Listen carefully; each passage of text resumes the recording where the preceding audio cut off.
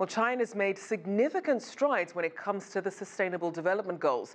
For more on that, CGTN's Karina sat down with Yinuo Li, the director of the China office for the Bill and Melinda Gates Foundation. And Karina asked her how China has fared in tackling some of its health challenges. By 2015, that's the end of the MDG, Millennium Development Goals. China, I think, is one of the few countries that has basically met the goal on maternal and neonatal health.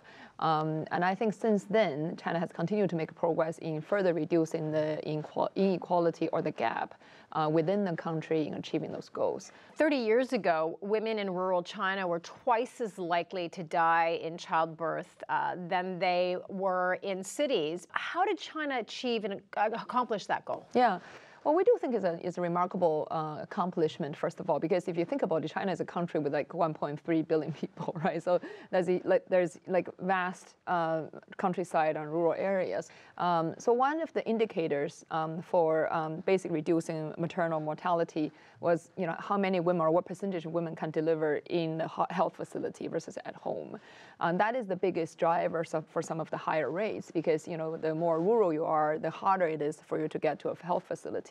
So there are a lot of efforts around that time around, mobilizing or, incentivizing women to go because there are many reasons. Sometimes it is because facility or logistics, and lots of other reasons because of, cultural reasons, right? Or, certain ethnic minority groups have certain beliefs around that. So how do you actually have a system not only kind of do community engagement and having, the women feel like, it's actually part of acceptable culture to do that, and at the same time have the infrastructure doing that.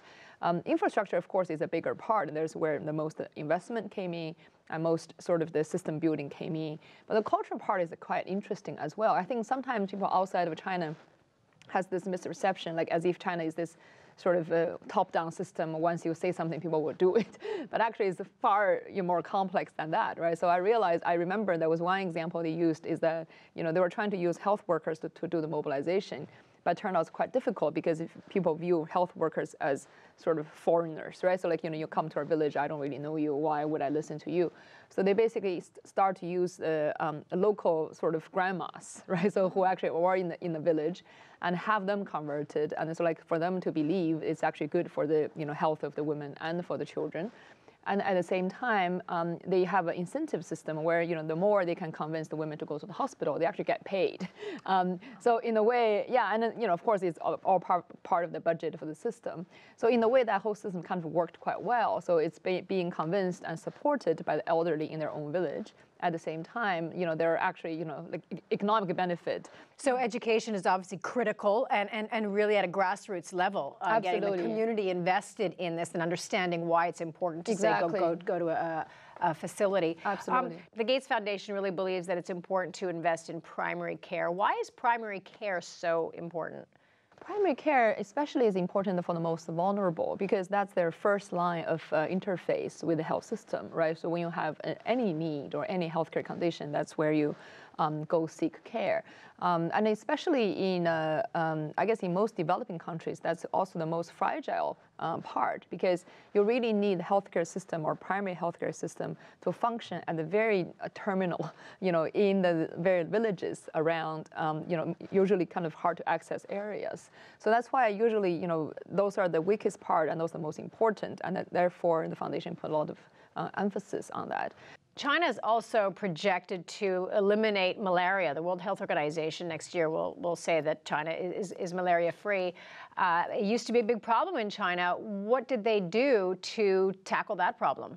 For malaria to be controlled, one of the important things is actually vector control, meaning how do you have less mosquitoes, right? So that actually really grew was sort of solved, partially solved because of China's whole rural development. Right, so because that's the agriculture development, rural development, where you cover open waters, where you have more organized irrigation, so that interestingly, although that's not a healthcare measure, but experts believe that is a major part of what's driving that. Right, so China has devised this thing called 1-3-7 approach, meaning basically by day one, if you see a patient by the end of one day, you report it, right? So suspicion, you report it. I saw somebody who might be. And by day 3, you confirm diagnostic. And by day 7, you put them on drug. Okay, so basically that's what it means. So, once you do that, it's a pretty low-tech approach, right? So basically, and in a way everybody can understand. So basically, how do you then, I guess the challenge is carry this out in the system level, right? So how do you make sure everybody knows how to do it, and there's a data system that goes up? So I think, since probably the China CDC was established, there's a lot of effort put into building the IT infrastructure where the data reporting can be done. I think that surveillance system has really served China well in the last phase of elimination domestic. So China's been very effective, obviously, in poverty eradication, in hunger.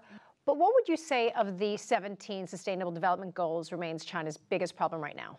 Well, I wouldn't comment on the entire 17 because the foundation actually focused on a narrow set. We probably focused on about 6 goals. Mm-hmm. And of the 6 goals we focus, of course, our primary concern right now is still health. Yeah, health, on the one hand, China has made huge progress. We've talked about it. But on the other hand, if you look at diseases like TB, right, tuberculosis, China is still, I guess, among the top 3 in terms of disease burden worldwide. And it is a disease that's highly correlated with poverty. So that's why it's hard to tackle. So that's one effort, we've been supporting China for the last 10 years. But we still want to see a phase where, we can jointly take the prevalence further down. So that's one area. And of course, you look at broadly, China has broader challenges like tobacco control, right? So China actually now consume, I think, 45% of the world tobacco sales with 20% population. So if you think about it, it's a huge challenge. So of course, it's a different set of challenge compared to maternal neonatal health, right? So kids does survive, but if you think about it, how do we get more broader health benefit, with the development of China's economy? I think there are still those challenges we are committed to continue supporting China in fighting against. Still ahead on our show, Afghanistan prepares to hold key presidential elections this weekend, shadowed by the threat of violence.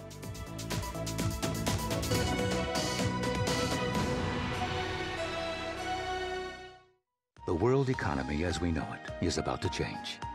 Global Business Report